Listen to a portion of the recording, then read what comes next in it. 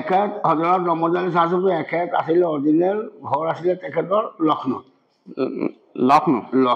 হয় তেখেতে যে গুৰুৰ আদেশ পালন কৰি তেখেতে ডিব্ৰুগড়ত বসতি কৰিছিলে হয় 1936 চনত আহি ডিব্ৰুগড়ত বসতি কৰিছিলে তাৰপিছত ধৰা আহি 71 চনত তেখেতে ইণ্টেগ্ৰাল হয়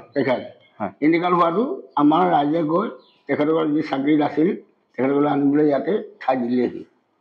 বুজিলে নাই ইয়াত আৰু এতিয়া ধৰা চৰকাৰ বিশেষ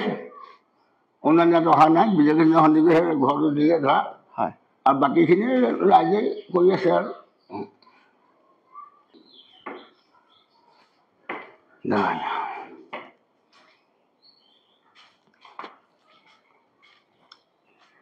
হাই গাইজ কি খবৰ মই বৰ্তমান আহি পালো শিৱসাগৰ দিচাং হালুৱাটিঙত যি নেকি হজৰত ৰহমত আলী শ্বাহ পীৰ চাহাব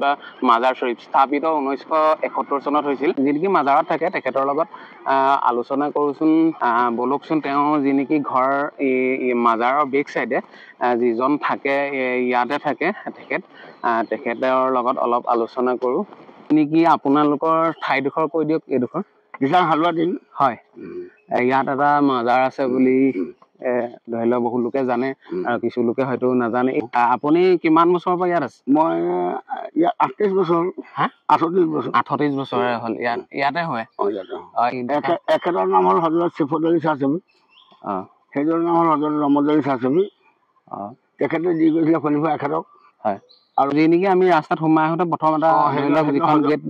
ৰহমত আলী শ্বাহ ছুফি তেখেত তাৰপাছত এই মাজমজিয়াটো দেখিলো ইয়াত দেখিলা এইজন হজৰত কাছিম আলীৰ বিষয়ে অলপ কওকচোন তেখেতো আছিলে হজৰত ৰহমত আলী শ্বাহ ছুফি যে খলিফা দায়িত্ব দি গৈছিল হয়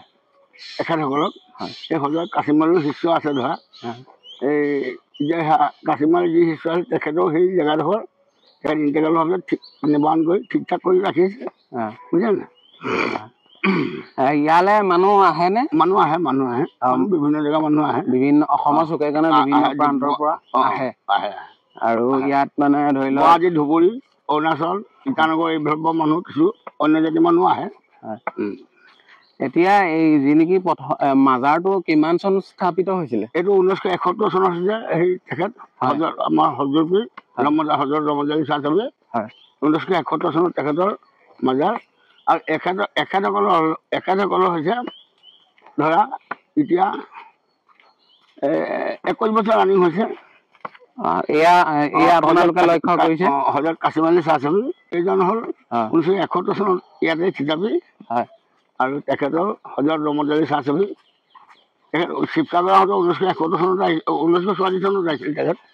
1934 চনত তেখেত ইয়াত বসতি কৰিছিল ইয়ালে আহিব বিচাৰিব যি নেকি হাইৰোডৰ কাষতে নাই যি নেকি সোমাব লাগিব এনেই এড্ৰেছটো সম্পূৰ্ণকে বুজাই দিয়ক মানে সম্পূৰ্ণ এড্ৰেছটো মানে দিচাং হালুৱাটিং হয় ক'লে বুজি পাব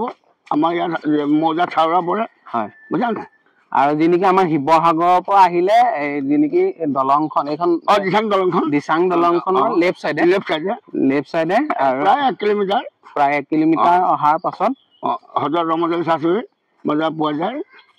37 নং ৰাষ্ট্ৰীয় ঘাইপথৰ পৰা 1 কিলোমিটাৰ মান হ'ব 1 কিলোমিটাৰ হ'ব আপোনালোকে নিশ্চয় দেখিছে এইটো হজৰত ৰহমত আলী শ্বাহ ছুফি মাজাৰ